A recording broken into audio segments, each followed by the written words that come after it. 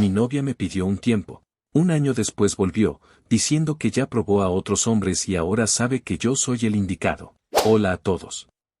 No suelo escribir este tipo de cosas, pero creo que necesito desahogarme y ordenar lo que pasó en mi vida. Mi nombre es Elmer, tengo 28 años, y lo que voy a contar ocurrió hace poco más de un año, aunque aún me cuesta asimilarlo. Se trata de mi relación con Mónica, quien entonces era mi novia de 26 años. Voy a empezar desde el inicio de la parte importante, para que se entienda mejor el contexto. Mónica y yo empezamos a salir cuando yo tenía 24 y ella 22. Nos conocimos en la universidad, aunque no compartíamos exactamente la misma carrera, ella estudiaba administración y yo ingeniería. Nos encontramos por amigos en común y desde la primera salida hubo conexión. No fue una relación explosiva ni de película, más bien algo progresivo. Nos fuimos conociendo poco a poco y, sin darme cuenta, después de un par de meses, ya éramos pareja formal. Los años que siguieron fueron bastante buenos. Tuvimos nuestras discusiones normales, pero nada que pusiera en riesgo la relación. Salíamos, viajábamos de vez en cuando, pasábamos tiempo en casa viendo películas.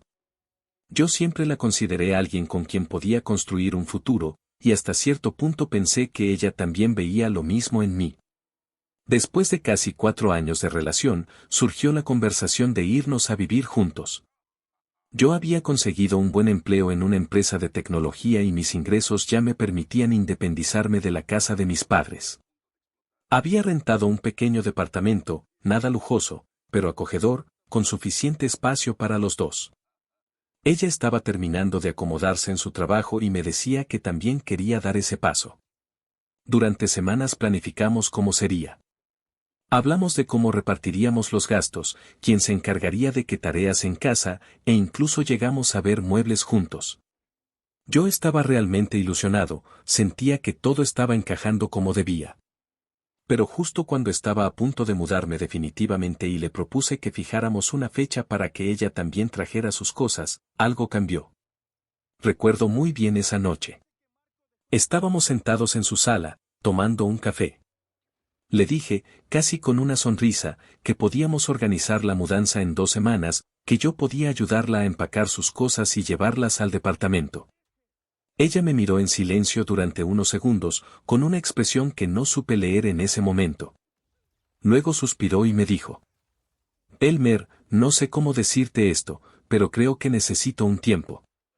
Al principio pensé que se refería a un tiempo para organizarse con su trabajo o con su familia, pero en cuanto le pedí que aclarara, entendí que no hablaba de logística, sino de la relación. ¿Un tiempo? Le pregunté, desconcertado. Sí, siento que me estoy apresurando, respondió. Antes de irme a vivir contigo necesito pensar bien si es lo que quiero. No estoy segura de dar ese paso ahora mismo. Sentí que me vaciaban un balde de agua fría en la cabeza. Le pregunté cuánto tiempo necesitaba, si hablaba de semanas o meses. Ella bajó la mirada y me dijo: No lo sé. Solo sé que necesito espacio. Esa frase me destrozó. No hubo una explicación clara, no hubo una razón concreta que pudiera procesar. Yo intentaba encontrar sentido, había hecho algo mal, se había cansado de mí, había alguien más. Pero ella no daba respuestas. Solo repetía que necesitaba espacio, que no estaba lista, que no sabía lo que quería. No hubo una ruptura oficial, porque nunca usó la palabra terminar, pero en la práctica era eso. Me fui de su casa esa noche con un nudo en la garganta. Intenté llamarla en los días siguientes, le mandé mensajes para hablar y aclarar, pero ella mantenía la misma postura, que necesitaba tiempo y que no sabía cuánto. Después de un par de semanas, me di cuenta de que estaba aferrándome a algo que ella ya había soltado. No podía quedarme esperando una respuesta que quizá nunca llegaría. Decidí darla por perdida, aunque eso me costó lágrimas, desvelos y una tristeza que nunca había sentido antes. Fueron meses muy duros. Al principio, me aferraba a la idea de que quizá volvería, de que estaba confundida y se daría cuenta de que lo nuestro valía la pena. Pero poco a poco entendí que ese tiempo era una forma de sacarme de su vida sin decirlo de manera directa. No les voy a mentir, lloré mucho. Había imaginado un futuro con ella y de repente todo se derrumbó. Me cuestionaba constantemente que había hecho mal, porque no fui suficiente, o que tenía que no logré mantener su interés. Pasé noches enteras dando vueltas en la cama, recordando momentos juntos, repasando conversaciones en mi cabeza, intentando encontrar la falla. Con el paso de los meses, y con el apoyo de amigos y de mi familia, logré levantarme. Empecé a enfocarme en mí mismo, trabajaba más, hacía ejercicio, salía con amigos. No fue un proceso rápido ni fácil, pero comencé a sentirme mejor, más en paz. Incluso llegué a salir un par de veces con otras personas, aunque nada serio. Sentía que por fin estaba recuperando mi vida, que podía mirar hacia adelante sin pensar en ella todo el tiempo. No diré que la olvidé por completo, porque no era tan sencillo, pero sí había dejado de dolerme como al principio. Lo que complicó todo fue que, a pesar de mi esfuerzo por seguir adelante, el mundo es pequeño y las noticias vuelan. Varias veces me enteré, por conocidos en común y por lo que se veía en redes sociales, que Mónica estaba saliendo mucho de fiesta. Aparecía en fotos con diferentes grupos de amigos, viajando, disfrutando de la vida nocturna, siempre rodeada de gente. No era solo que estuviera divirtiéndose, sino que también supe que había estado con otras personas. Un amigo cercano me contó que la había visto en un bar besándose con un tipo distinto al que luego apareció en sus fotos. Era evidente que estaba conociendo a varios al mismo tiempo, o al menos probando diferentes relaciones. Al principio, cada vez que me llegaba esa información, era como una puñalada. Me dolía, porque yo seguía intentando superar lo nuestro, mientras ella parecía haber pasado página con demasiada facilidad. Pero después de un tiempo, esa misma información me ayudó a abrir los ojos, entendí que había tomado la decisión correcta al no quedarme esperando. Esa no era la persona con la que yo quería construir un futuro. Aceptarlo no fue inmediato. Hubo recaídas emocionales, días en los que me preguntaba si yo hubiera sido más paciente o si hubiera hecho algo diferente, tal vez las cosas habrían funcionado. Pero al mismo tiempo, ver el rumbo que ella estaba tomando me confirmaba que nuestras prioridades ya no estaban alineadas. Yo quería estabilidad, construir una vida en pareja, dar pasos hacia adelante. Ella, en cambio, estaba en otra etapa, explorando, probando, viviendo la vida social con intensidad. Y aunque no hay nada de malo en eso, no era lo que yo buscaba ni lo que podía ofrecer. Al final, lo que me ayudó a soltar fue aceptar que simplemente no éramos compatibles en ese momento. Que ella tenía derecho a vivir como quisiera, y yo tenía derecho a protegerme y seguir adelante. Había pasado ya más de un año desde la última vez que vi a Mónica. Durante todo ese tiempo me había enfocado en reconstruirme y, para ser honesto, mi vida iba mucho mejor de lo que había imaginado. En el trabajo me iba muy bien, había conseguido un ascenso que no esperaba tan pronto y con eso también vinieron mejores ingresos. Económicamente estaba estable, incluso pude ahorrar lo suficiente para empezar a pensar en comprar un carro nuevo y seguir mejorando mi departamento. Me sentía satisfecho, porque por fin había aprendido a enfocarme en mí mismo.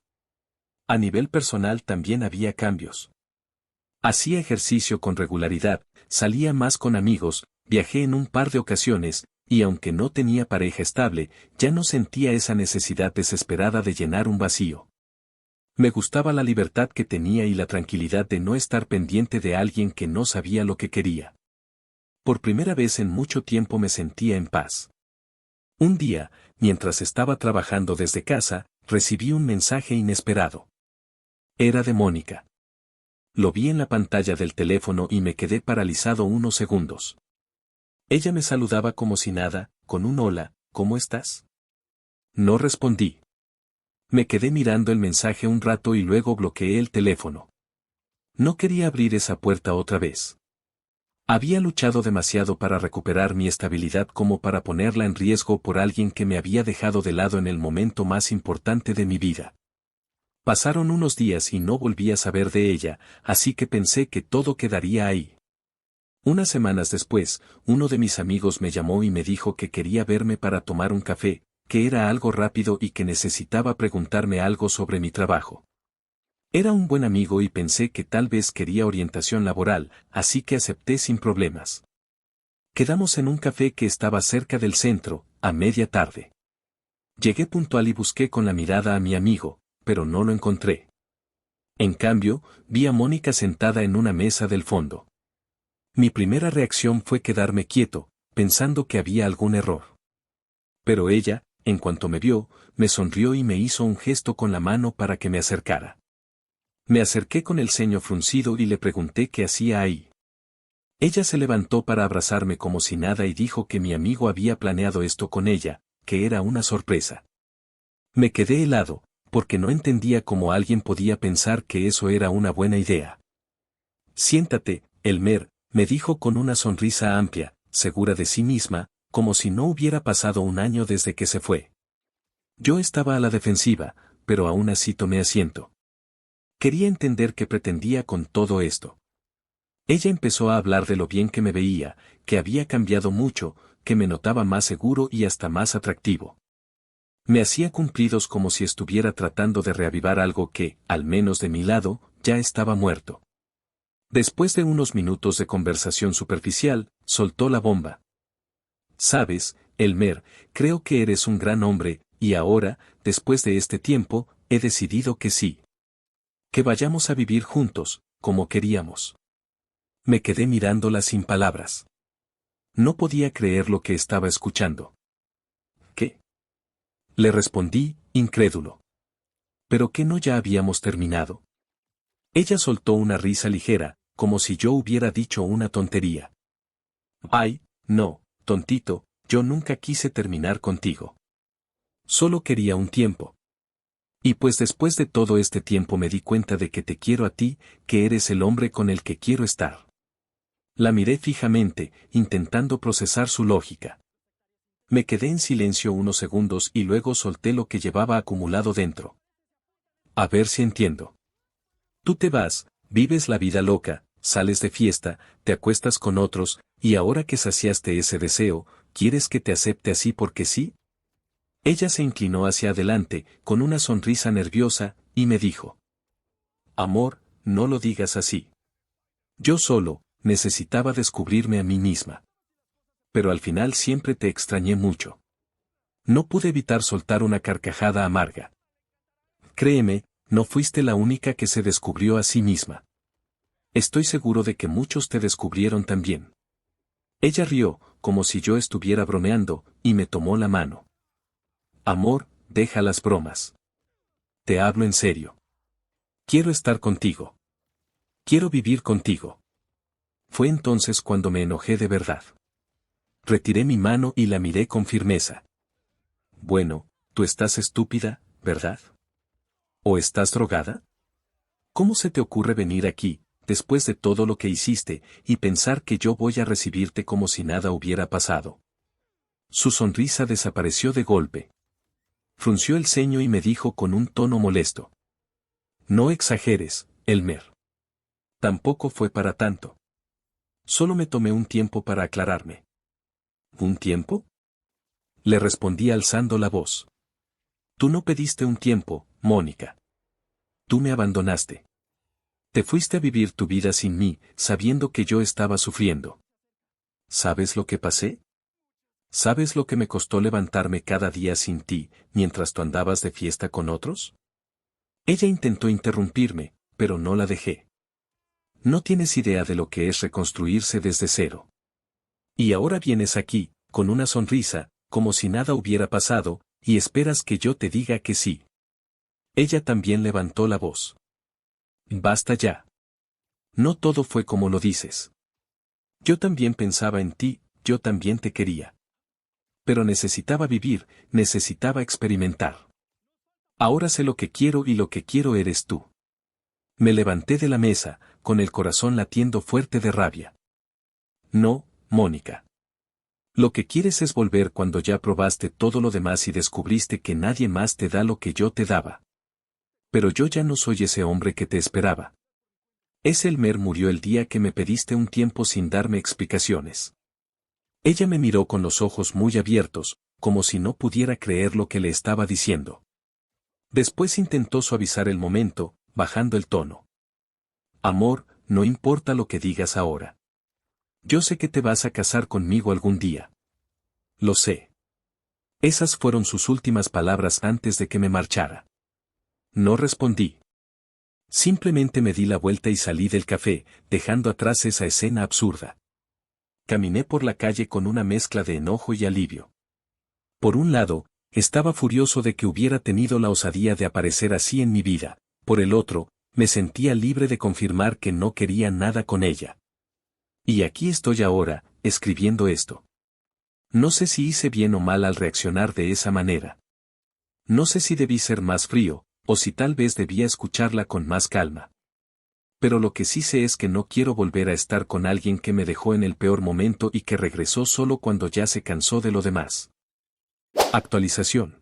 Después de lo que pasó en el café, pensé que ahí se cerraría todo. Que Mónica entendería que no había vuelta atrás y seguiría con su vida. Pero me equivoqué. Los días siguientes empezó a llamarme insistentemente. Al principio contesté una vez, solo para decirle que no quería hablar más, que lo nuestro había terminado hace tiempo y que por favor respetara mi decisión. Pero ella no lo aceptaba.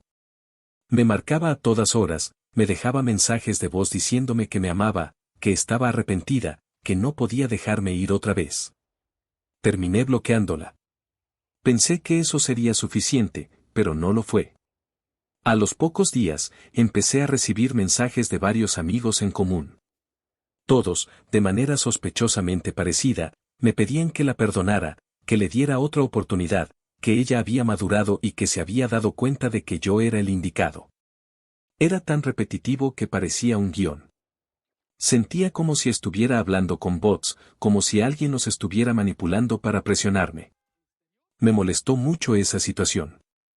No solo porque no quería saber nada de ella, sino porque también estaba intentando arrastrar a mis amigos a algo que era únicamente entre nosotros. Así que tomé una decisión radical, bloqueé a todos los que me estaban mandando ese tipo de mensajes. No iba a permitir que me hicieran sentir culpable ni que me empujaran a revivir algo que me había costado tanto superar. Pero lo peor vino después. Una tarde, cuando regresaba del trabajo, la encontré en la puerta de mi departamento. Estaba sentada en las escaleras, esperándome. Cuando me vio, se levantó de golpe y corrió hacia mí.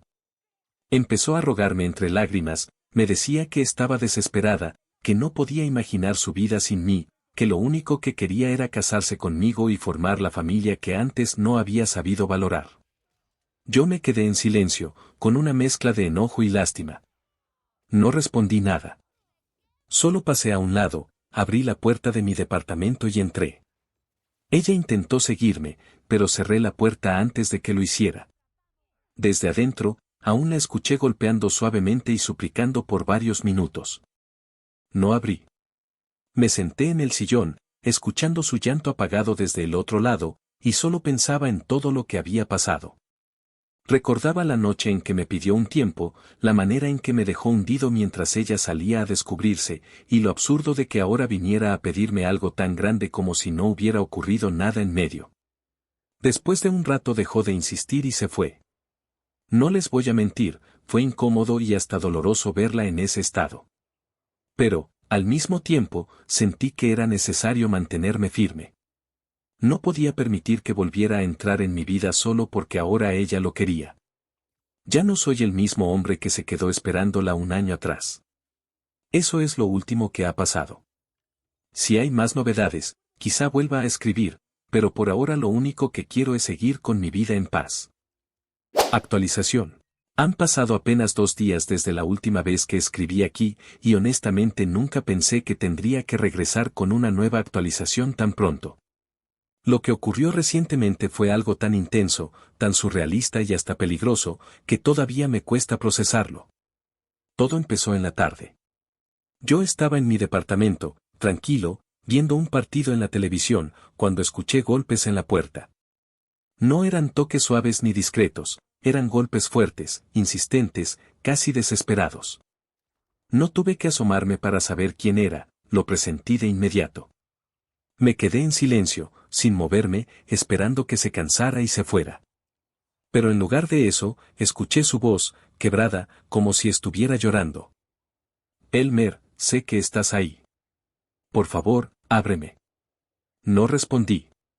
Hubo un silencio breve, y después, con un tono mucho más frío, casi perturbador, dijo algo que me heló la sangre.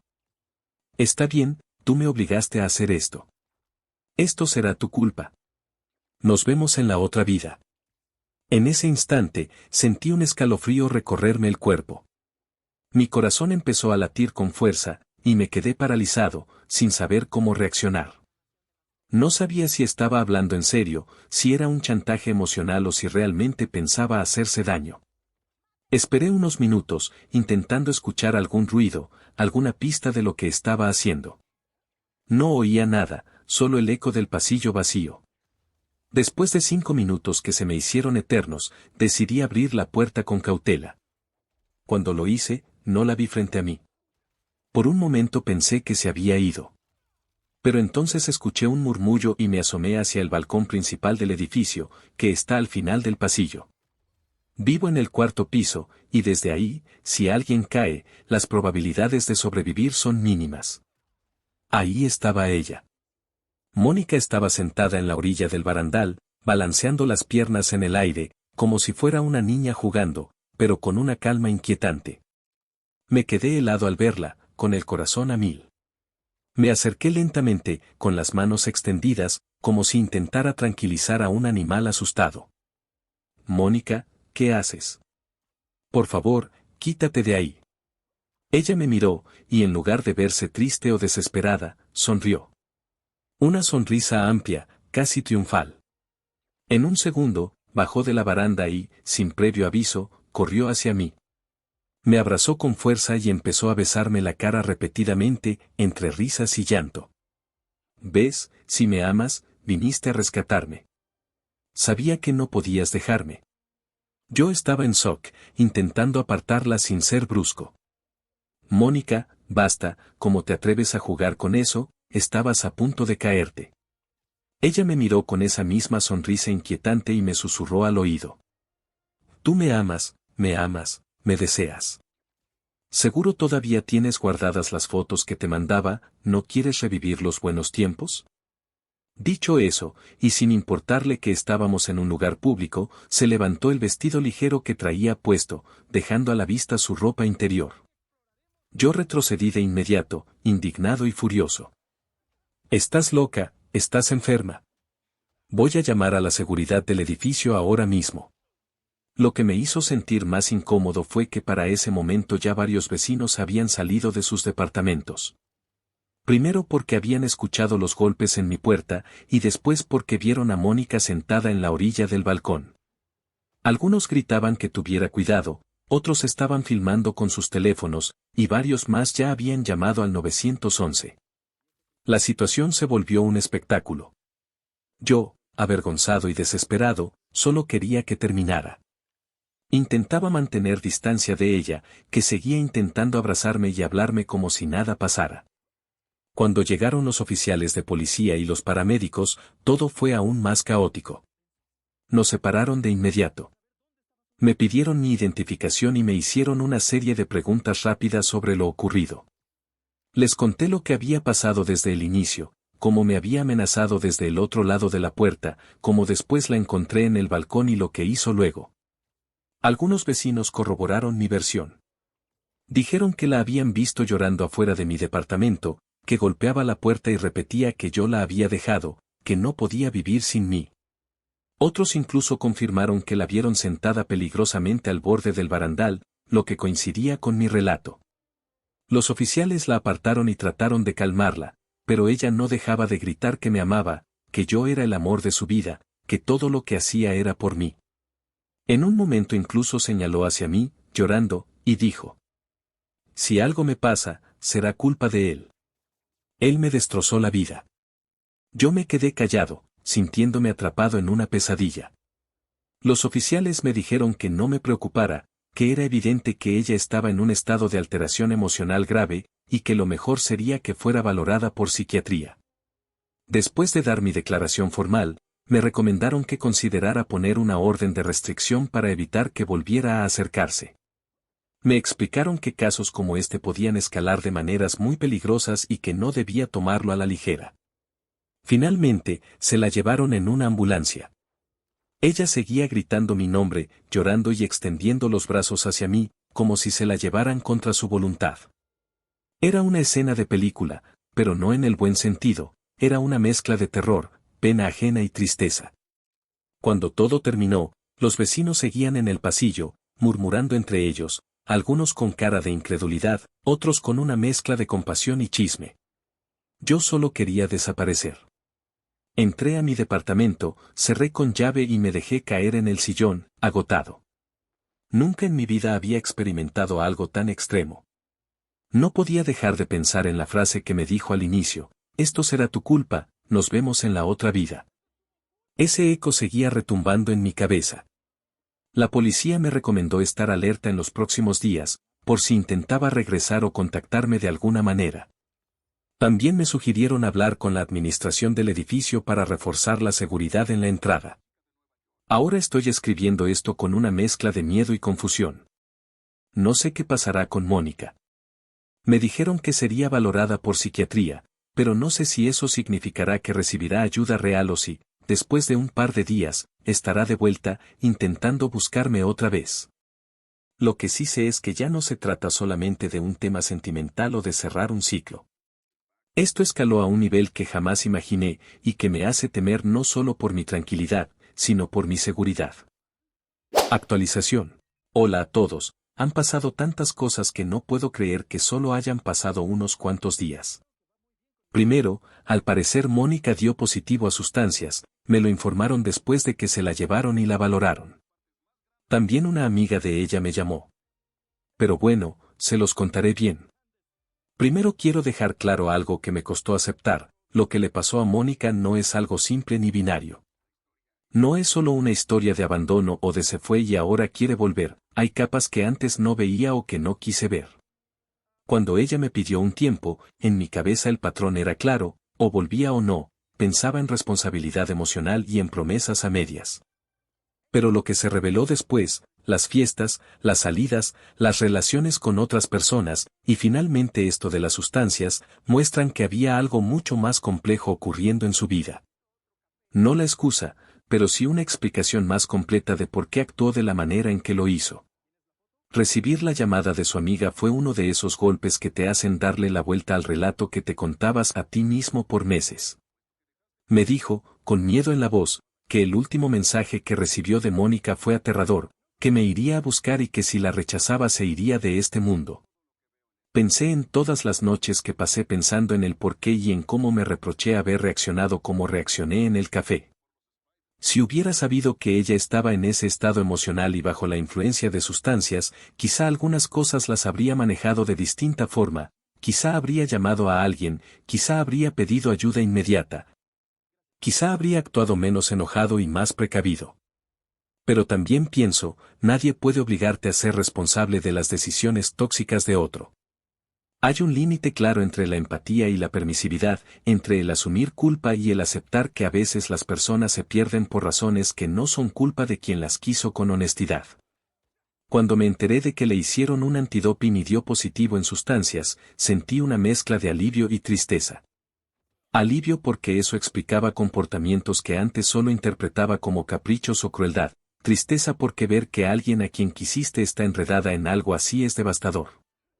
La amiga que me llamó me contó que Mónica conoció a un chico en una fiesta, que le ofreció dulces raros, así lo dijo ella, y que desde entonces había caído en un patrón de consumo. La conversación me pegó fuerte, no era solo una vaga diversión, era una dependencia que la estaba consumiendo. Esa información me hizo entender que muchas de sus decisiones vinieron de un lugar de confusión, de búsqueda y de vulnerabilidad, no necesariamente de maldad premeditada. A la par de ese dolor, surgió otra realidad, la necesidad de protegerme. Puse la orden de alejamiento no por rencor, sino por miedo. Nadie lo cuenta del todo: vivir con la incertidumbre de que alguien alterado pueda aparecer en tu casa, en tu trabajo o en la calle es una carga que afecta tu sueño, tus rutinas y tu paz mental. La orden fue una medida práctica para poner un límite legal y evitar que la situación escalara hasta algo irreparable. Fue duro dar ese paso porque sabía que con ello cerraba una puerta de posible reconciliación si en algún futuro ella sanaba. Pero tuve que priorizar mi seguridad emocional y física. Los padres de Mónica vinieron a hablar conmigo. Los conocía por años, porque estuve con su hija durante mucho tiempo, habíamos compartido cenas, reuniones y conversaciones. Su reacción fue humana y dolorosa. El padre me miró con lágrimas y me dijo que lamentaba lo ocurrido, que sentía que si Mónica se hubiera quedado, tal vez no estaría en ese estado. Fue una frase que me atravesó, culpó al destino, a las decisiones, a la falta de suerte. Son palabras cargadas de dolor, pero también de impotencia. Sus disculpas no cambiaban lo que pasó, pero sí mostraban que había una familia rota detrás de todo esto, gente que también sufría. Me sorprendió la sinceridad del padre y me conmovió la madre. Les respondí con honestidad, que lo sentía por ellos también, pero que no era momento de buscar culpables absolutos, era momento de enfocarse en la recuperación de Mónica. Me cuesta admitir cuánto me afectó todo esto en lo íntimo. Pasé de sentir enojo y humillación a experimentar una tristeza aguda por alguien que, de una u otra forma, sigue siendo parte de mi historia. No puedo borrar años compartidos con el gesto de un botón. He tenido que aceptar que la mezcla entre afecto y el daño recibido convive en mí. He llorado por la pérdida de lo que pudo haber sido, por la persona que fue antes de perderse en ciertas decisiones y por la sensación de haber sido usado. Aun cuando reconozco que ella no estuvo en pleno control durante bastante tiempo. Aprendí cosas prácticas y también lecciones más profundas. En lo práctico, es fundamental poner límites claros. Si alguien te pide tiempo y luego esos límites no se respetan, si hay manipulación, acercamientos peligrosos o conductas que ponen en riesgo, debes protegerte. La empatía nunca debe ponerte en una situación de vulnerabilidad constante. También aprendí que pedir ayuda a terceros, policía, médicos, amigos de confianza, es necesario y legítimo, no es traición ni crueldad. En lo profundo, entendí que no podemos salvar a quien no quiere ser salvado o no está preparado para aceptar la ayuda necesaria. La recuperación es un proceso largo que exige tratamiento, voluntad y red de apoyo.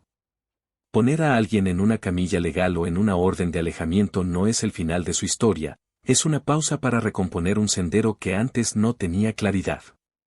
Vi la fragilidad humana en su forma más brutal, y eso me marcó. También entendí que la vida sigue aun cuando uno piensa que se ha detenido. He vuelto a mis rutinas, al trabajo, a mis amigos, al gimnasio, a pequeños viajes que me ayudan a recuperar normalidad. He permitido que el tiempo haga su trabajo, sin forzar el olvido. La herida no desaparece de inmediato, pero con cada día voy sanando un poco más. Aprendí a ser paciente conmigo mismo y a aceptar que sanar no es una marcha lineal, tiene retrocesos, avances y momentos de duda. Por último, quiero decir que espero que Mónica encuentre ayuda real. No deseo el mal para nadie, menos para quien fue parte importante de mi vida.